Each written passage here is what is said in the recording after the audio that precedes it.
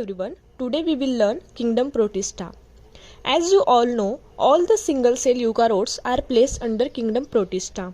This kingdom form a connecting link with the other dealing with plants, animals and fungi.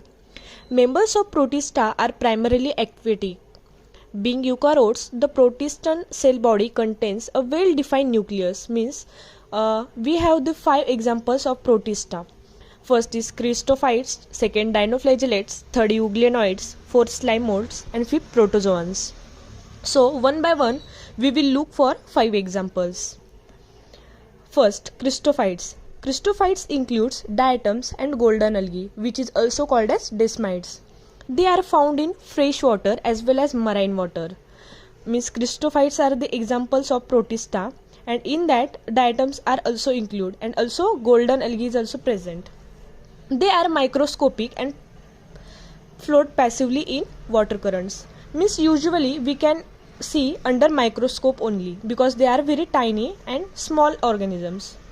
Majority of them are photosynthetic, means they can prepare their food in the presence of only sunlight. Diatoms are chief producers in the ocean, and therefore this is also called as chief producers because they produce their own food in the presence of sunlight. In diatoms, the cell wall form 2 thin overlapping shells which fit together like a soap box. Sometimes we got questions that PYQ in NEET and also in MHCT that which structure is look like soap box. So answer is diatoms. The walls are enclosed with the silica and so the walls are indestructible. Means we can't break it because it is made up of hard silica covering. They pile up at the bottom of water reservoirs and form big heaps called diatomous earth. Being gritty, this soil is used in polishing, filtration of oils and syrups. As we know, the cell wall of diatoms is made up of silica. So these are hard indestructible. So this is used for polishing, filtration of oils and syrups. Second example, dinoflagellates. As we break this word in two different words, so we get dino and flagellates. Dino means two and flagellates means this is the structure for locomotion. Dinoflagellates are mostly marine and photosynthetic. They appear yellow, green, brown, blue or red due to change in proportion of various pigments present in their cell. The cell wall has steep cellulosic plate on its outer surface. Most of them have 2 flagella.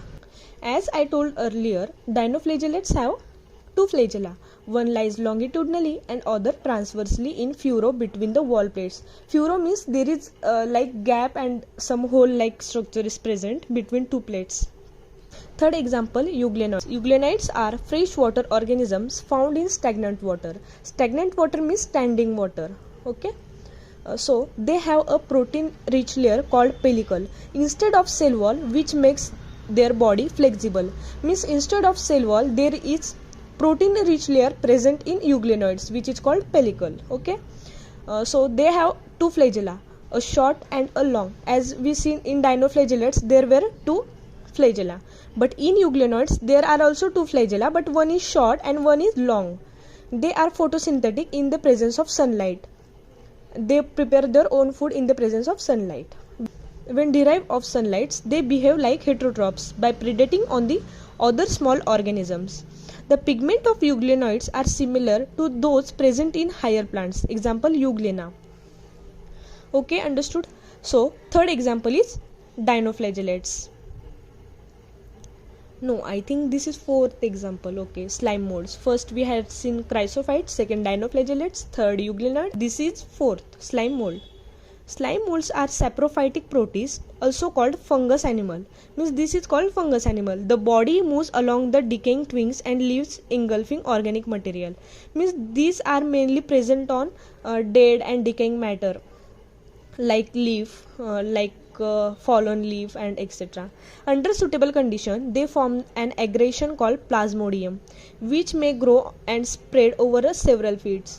During favorable conditions, the plasmodium differentiates and form fruiting bodies bearing pores at their tips. The spore possesses true walls. They are extremely resistant and survive for many years, even under adverse condition. Adverse condition means if there is high temperature, high humidity, and etc. The pores are dispersed by the air currents.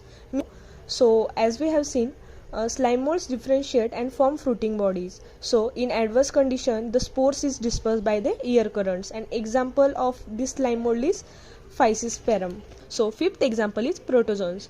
All protozoans are heterotrophs and live as predator or parasite. Heterotrophs means they are dependent on other organisms.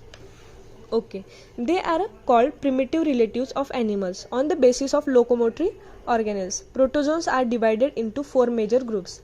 So, on the basis of locomotory organelles, protozoans are divided into four major groups. First is amoeboid protozoans, second is flagellated protozoans, third is ciliated protozoans, and fourth is sporozoans. So, we will look one by one. Amoeboid protozoans. These organisms live in fresh water, sea water, or moist soil. Some of them, such as ant amoeba, are parasitic. They are dependent on other organisms. They move and capture their food by pseudopodia. Pseudopodia means they act like false feet, as in amoeba. This is also present in amoeba.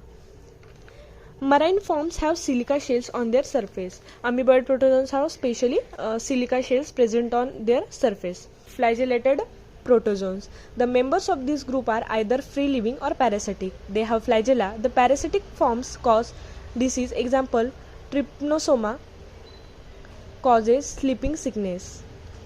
So, third example is ciliated protozoans. These are aquatic, actively moving organisms due to the presence of number of cilia. The coordinated movements of rows of cilia causes the water laden with food to be stirred into the gullets. They have cavity gullets that opens the outside of the cell surface. Example, paramecium. Paramecium is the example of ciliated protozoans as we see in the diagram. So, fourth example is sporozoans. All sporozoans are endoparasitic. Locomotory organs are absent, means they don't have locomotory organs to move from one place to another. They include diverse organisms that have an infectious spore-like stage in their life cycle.